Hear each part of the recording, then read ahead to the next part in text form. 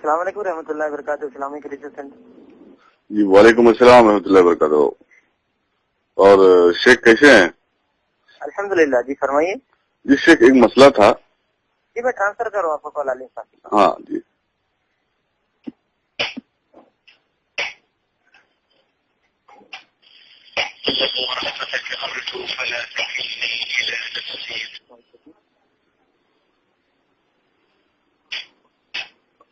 Hello.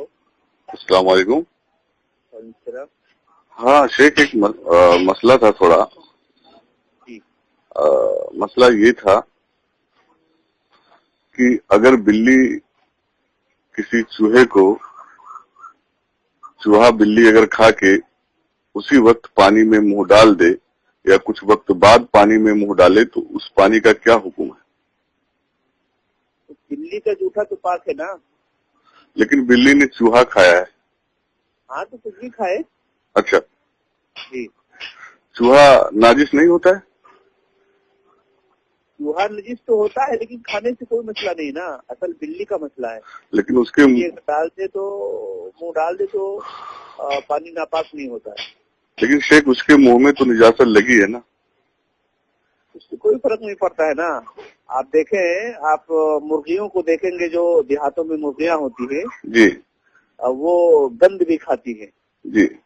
انسانوں کی گند کو بھی کھاتے ہیں وہ. جی جی. اس کو تو کاٹ کر کے کھایا جاتا ہے نا. کھایا جاتا, کھانے کا مسئلہ میں نہیں پوچھ رہا ہوں شیخ. جیسے کہ مثال کے طور پہ چوہا جو ہے ناجس ہوتا ہے نا, تو وہ اس کو بلی کھائی اور ترنت پانی میں منہ ڈال دی, حالانکہ اس کا لید اور خون اس کے منہ میں لگا ہے, تو اس پانی کا کیا حکم ہے؟ یا پھر کچھ دیر بعد پانی میں منہ ڈال دے تو پھر اس پانی کا کیا حکم ہے؟ دیکھیں, میں جہاں تک میرے علم کے حساب سے کوئی مسئلہ نہیں ہے, لیکن یہ کوئی ضروری تو نہیں ہے کہ آدمی اس کو استعمال کرے. سمجھ رہے آپ میری بات؟ جی. اگر پانی میں بلی منہ ڈال دی ہے, ویسے چاہے چوہا کھائے یا نہ کھائے, تو یہ آدمی کی طبیعت کے اوپر ہے. اگر اس کا دل برداشت نہیں کر رہا ہے تو نہ کھائے, اس کی بات نہ پیے پانی. نہیں ٹھیک ہے, وہ طبیعت ٹھیک ہے, لیکن شران اس کے اوپر کچھ حکم ہوئے ہے. میں یہ کہہ رہا ہوں وہی ہے کہ بلی کا جوتا جو ہے پاک ہے. باقاعدہ اس کے حوالے سے حدیث کی کتابوں میں چیپٹر ہوئے, باب سور الہرہ, شیخ کا پاک ہونے کا باب. شیخ یہ جو ہے نا, یہ بلی کا جوتا پاک ہے, اس سے میں اتفاق رکھتا ہوں, اختلاف نہیں.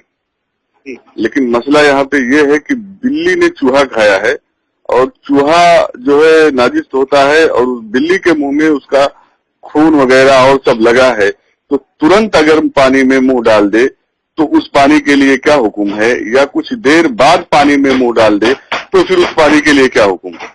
اگر آپ یہ کہتے ہیں کہ اس کے منہ میں اس کا خون وغیرہ لگا ہے چوہے کا, جی, تب تو آدمی ویسے بھی نہیں پیے گا. پاک اور پاک کا سوال ہی نہیں ہے.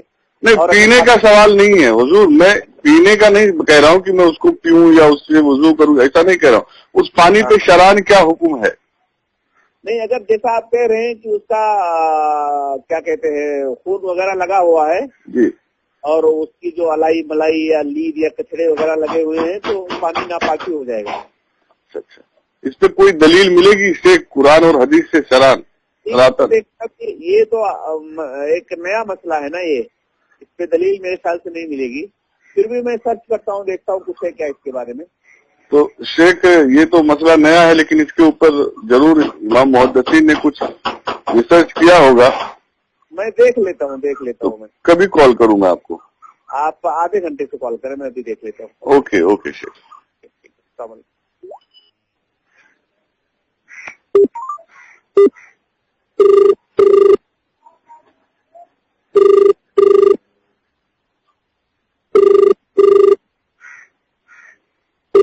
السلام علیکم رحمۃ اللہ وبرکاتہ. اسلامی ریسرچ سینٹر. ہاں وعلیکم السلام. یہ اپنا شیخ صاحب نے مجھے واپس آدھے گھنٹے بعد کال کرنے کے لیے کہا تھا.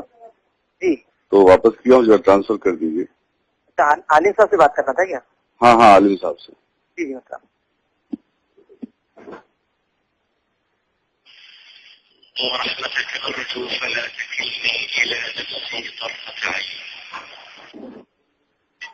ہلو.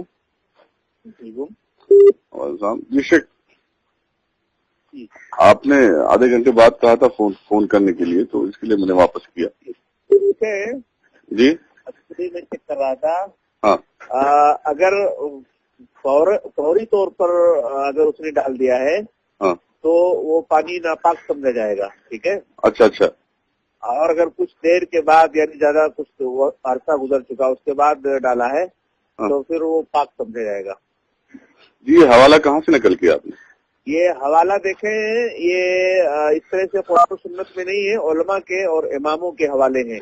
کون سے؟ امام ابن حنبل اور اس طریقے سے شیخ الاسلام ابن تیمیہ وغیرہ اس قول کی طرف گئے ہیں. کون سی کتاب ہے یہ؟ کتاب نہیں ہے میرے پاس، میں اس سے. اب سنیے شیخ، میں بتا دیتا ہوں، یہ آپ ہدایہ کی عبارت نقل کر کے مجھے بتا رہے ہو. ہاں، یہ آپ ہدایہ کی عبارت نقل کر کے مجھے بتا رہے ہو. امام اعظم کا یہ قول ہے کہ اگر فوراً ڈال دے تو پانی ناپاک ہے، اور کچھ دیر کے بعد ڈالے تو وہ پانی پاک. اچھا. اب آپ مجھے بتائیں کہ ایسے وقت میں آپ ہمیں جو ہے تقلید کا حکم دے رہے ہو، اور دوسری طرف آپ لوگ اپنی تقریر میں تقلید کرنا شرک کہہ رہے ہو. ہاں، یہ کیسا ہے آپ لوگوں کا؟ مجھے سمجھ میں نہیں آ رہا ہے. تقلید آپ نہیں سمجھ رہے ہیں، لوگ کہہ رہے ہیں. اور آپ ابن تیمیہ کی طرف منسوب کر رہے ہو کہ ابن تیمیہ نے کہاں لکھا ہے اسی عبارت، ذرا مجھے بتاؤ. دیکھیں، پہلے میں آپ کی بات پر آ جاتا ہوں. ہاں جی، ارشاد فرمائیے.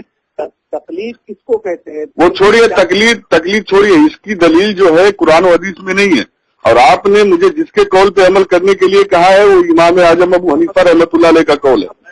ہے نا، قرآن و حدیث کے علاوہ بھی ہم لوگ اجماع اور قیاس کو بھی مانتے ہیں. پھر مجھے بتائیے اس مسئلے پہ کس کا اجماع ہے؟ تو میں وہ کہہ رہا ہوں کہ آپ لوگ قرآن و حدیث کی طرف لے کر کے چلے جاتے ہیں، گویا ہم لوگ اور چیزوں کو مانتے ہی نہیں، ایسا آپ کا کہنا ہے. نہیں، میں یہ نہیں کہہ رہا ہوں. آپ نے جو عبارت جس طرح مجھے بتائی ہے، استدلال کیا ہے، یہ سیم ایسے ہی جلد اول میں ہدایہ میں لکھا ہوا ہے. ہاں، تو کیا کہنا چاہ رہے ہیں آپ؟ تو یہ آپ نے جو ہمیں بتایا ہے یہ امام اعظم ابو حنیفہ رحمۃ اللہ علیہ کا قول بتایا ہے. اچھا. ہاں، میں نے نہیں بتایا ہے، آپ بول رہے ہیں. اور آپ نے اس میں جھوٹ بولا ہے سراسر کہ یہ ابن تیمیہ کا بھی قول ہے. ابن تیمیہ کہاں لکھا ہے اسی عبارت کو؟ کون سی کتاب میں؟ اور آگے کیا کہنا چاہیں گے آپ؟ میں کچھ نہیں کہنا چاہوں گا صاحب شیخ، میں آپ کو آئینہ دکھا رہا ہوں.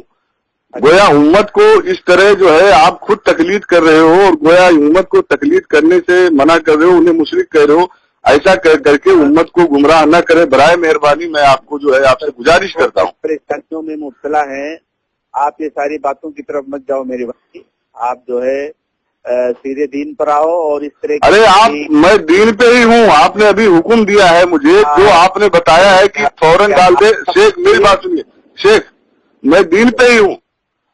جی ہاں، میں دین پہ ہوں. آپ نے جو حکم دیا ہے مجھے، جو آپ نے بتائی ہے، جواب دیا ہے، وہ سیدھا آپ نے کتاب ہدایت سے نقل کیا ہے. امام اعظم ابو حنیفہ کا قول دیا ہے آپ نے. ایسے سب مسئلے میں سنو میری بات، ایسے سب مسئلے میں ائمہ اربعہ کا غلامی کرنا ہی ایک عام آدمی کے لیے بہتر ہے، جس کی دلیل قرآن و حدیث سے نہ ملے. نہیں مانتا ہوں، اور ہدایہ کو میں ٹھوکر مارتا ہوں. سمجھ رہے ہیں آپ میری بات؟ تو پھر یہ عبارت کہاں سے نقل کیا آپ نے؟ ٹھوکر کیوں مارے ہو؟ نہیں، دوگلی پالیسی مت کرنا. آپ یہ عبارت کہاں سے نقل کیا آپ نے بتایا مجھے؟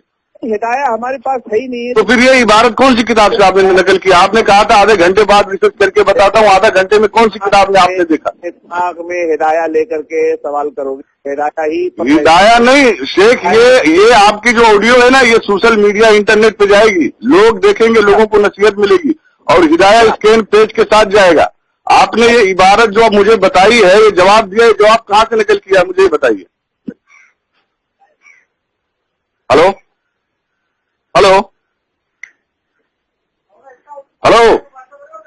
شیخ، فون ڈسکنیکٹ کرنے سے کچھ فائدہ نہیں ہوگا. ہلو، فون رکھنے سے کچھ حاصل نہیں ہوگا شیخ. امت کو آپ لوگ گمراہ کر رہے ہو، کس قدر جھوٹ بول کر. یہ امت جو ہے دیکھے گی. فون آپ رکھیے مت، ہولڈ پہ مت رکھیے، بات کریے. ہلو